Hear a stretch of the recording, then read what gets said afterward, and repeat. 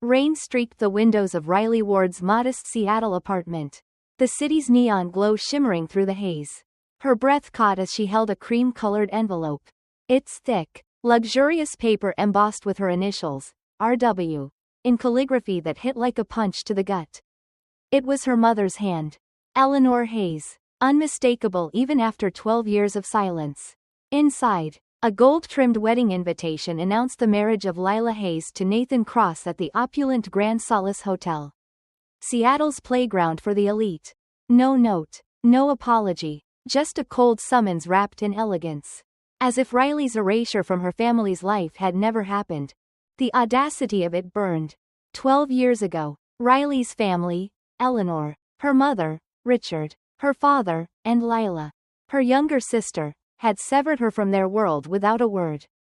One day, she was Riley Hayes, raised in a mansion of polished lies and charity galas. The next, she was a ghost, cast out with a duffel bag and a shattered heart. No calls, no holiday cards, no acknowledgement of her existence. They didn't just abandon her, they obliterated her, rewriting the family story as if she'd never been part of it. But the betrayal ran deeper. A wound that festered beneath the surface. Eleanor, with her icy poise and calculated charm, had orchestrated a lie so ruthless it still made Riley's chest tighten. In 2015, a DNA report surfaced, stamped with the seal of Pacific Diagnostics, claiming an inconclusive maternal match between Riley and Eleanor. It was a forgery, clean and clinical, designed to strip Riley from the family will. Her grandfather's inheritance, promised to her no matter what, vanished overnight. Eleanor didn't just disown her daughter, she erased her lineage, leaving Riley to question her own identity. Lila, the golden child, was no less vicious. From childhood, she'd been Eleanor's protégée, molded to shine in the spotlight while Riley was pushed into the shadows. In college, Lila stole Riley's thesis, a groundbreaking model for nutritional support in underserved communities. Built from months of sleepless nights and raw determination, Lila submitted it as her own, winning a prestigious Women in Health Sciences scholarship while Riley's backup draft bombed. Worse, Lila fueled a vicious anonymous blog. The truth about Riley Ward, branding her a liar and a thief. The post cost Riley research grants, friends, and nearly her degree. Lila didn't just want to win, she needed Riley to lose. The final blow came later. Uncovered by Riley's relentless digging. Her family had used her identity as a financial shield, while she scraped by on energy bars in a moldy shared apartment. Wire transfers and tax filings, $42 for consulting fees. Equipment purchases, charitable donations, were logged under her name. She hadn't signed a single document. Yet the IRS could have come for her any day. They hadn't just discarded her, they'd exploited her, turning her into a pawn in their web of deceit. The wedding invitation was the spark that ignited her resolve. Nathan Cross, the groom, wasn't a stranger. Years ago, in a sleek boardroom, he'd been the CFO of a biotech giant, dismissing Riley's startup pitch with a condescending smirk. Impressive for someone so green. He'd said, code for too young, too female, too insignificant. Now, he was marrying Lila. Coincidence? Riley didn't believe in coincidences. Not with the Hayes family. Every move they made was deliberate. And this invitation, Eleanor's script, Lila's stage, was no olive branch. It was a trap, a glittering lure meant to humiliate or control her.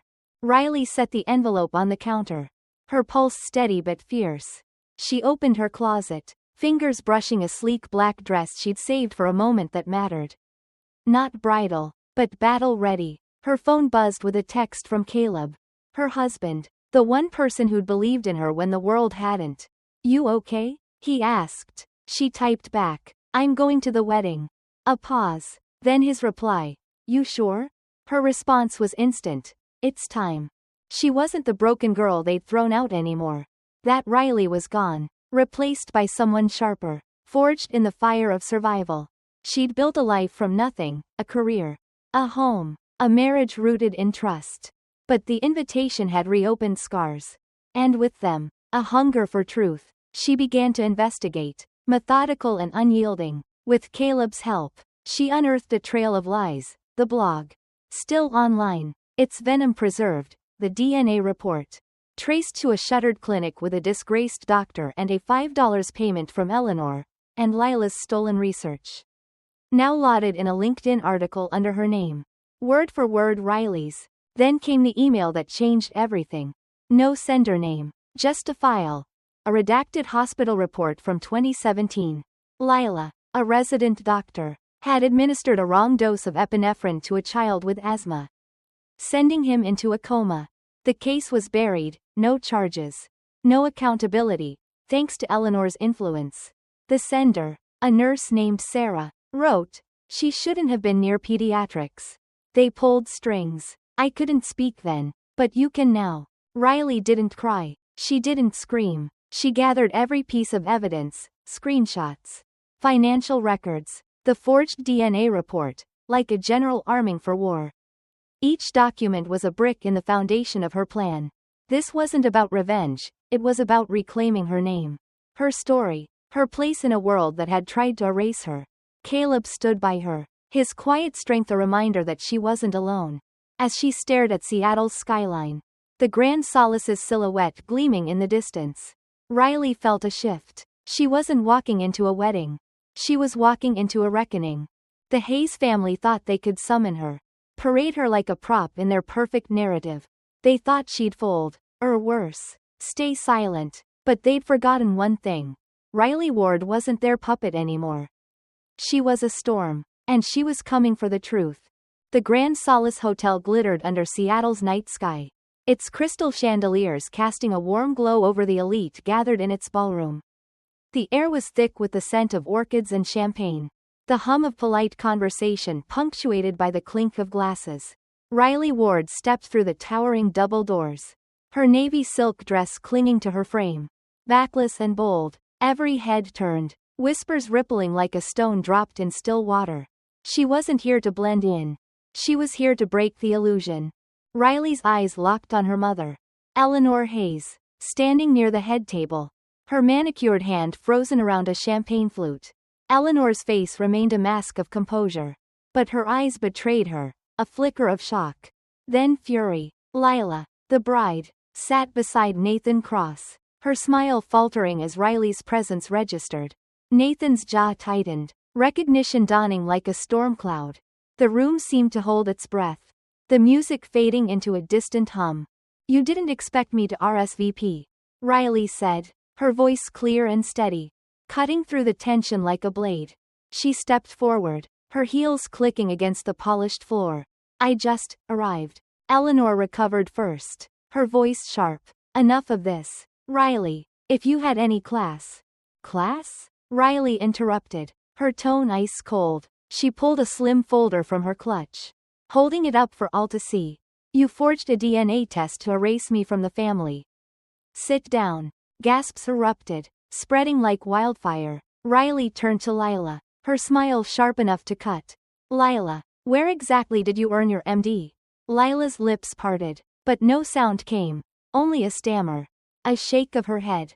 Riley pressed on, relentless. "This transcript you submitted to the Health Advisory Board, it's interesting.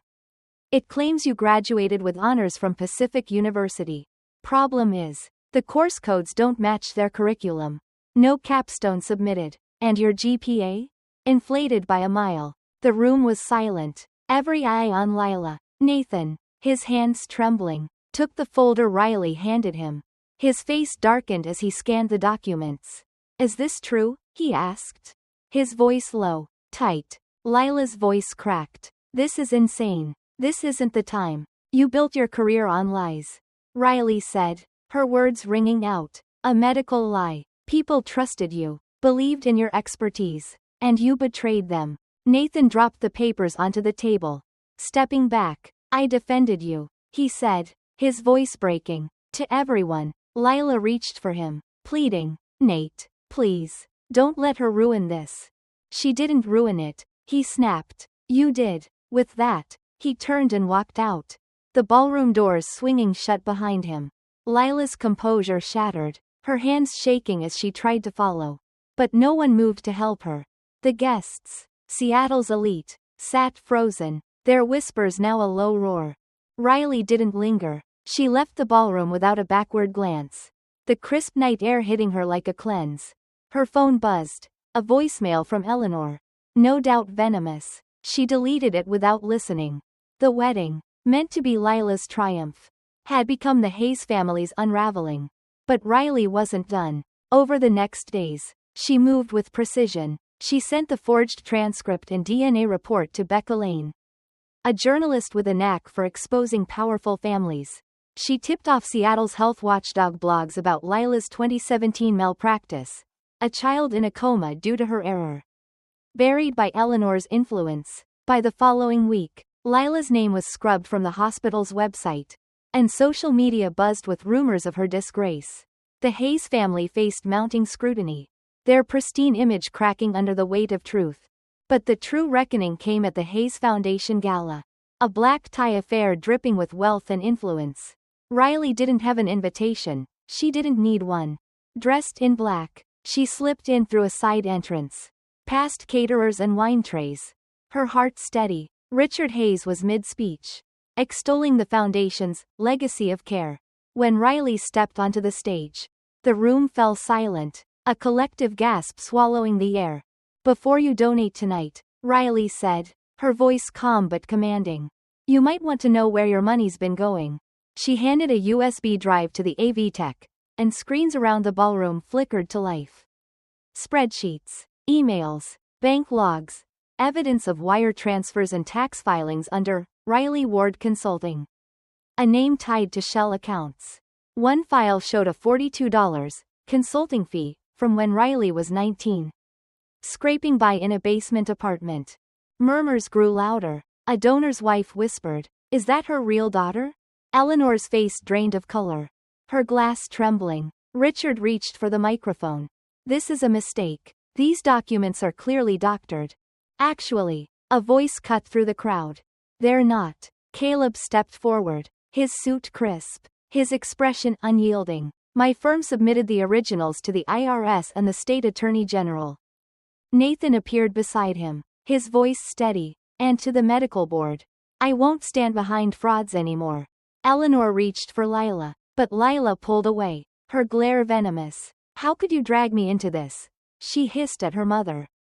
Row by row, the audience turned. Donors, press, legacy families. They saw the Hayes family for what they were.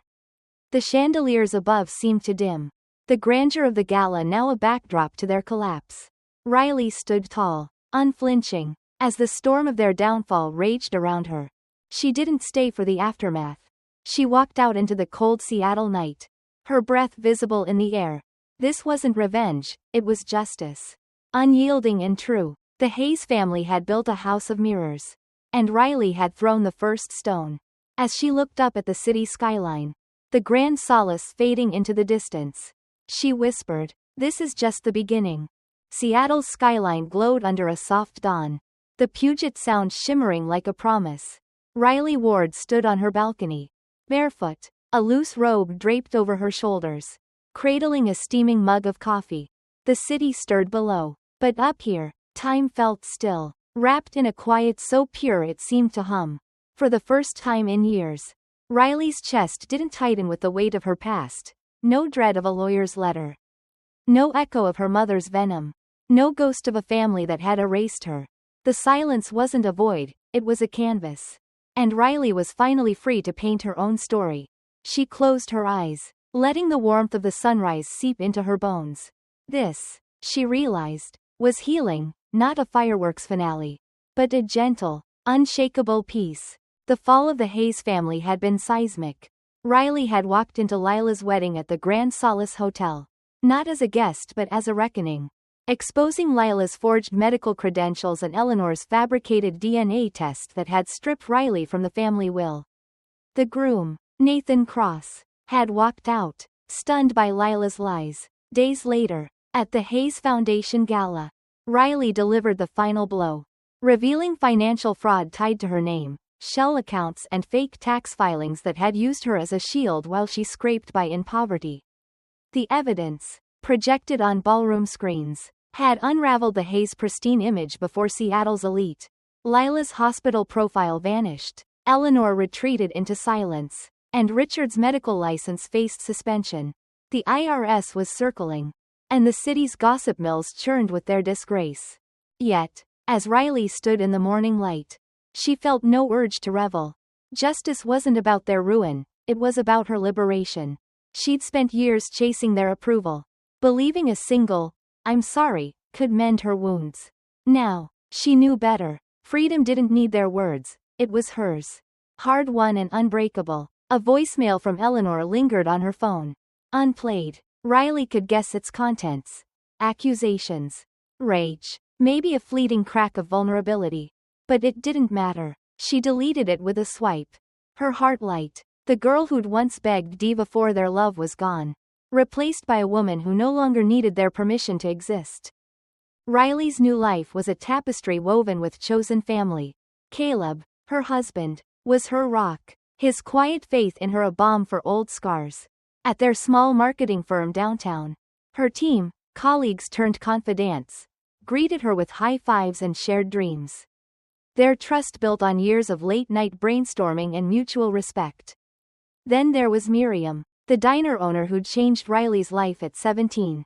Back when Riley was homeless, sleeping on park benches and hiding her shame, Miriam had handed her a job and a plate of pancakes, saying, "You're not your mistakes, kid." That night, Miriam arrived at Riley's apartment with sunflowers.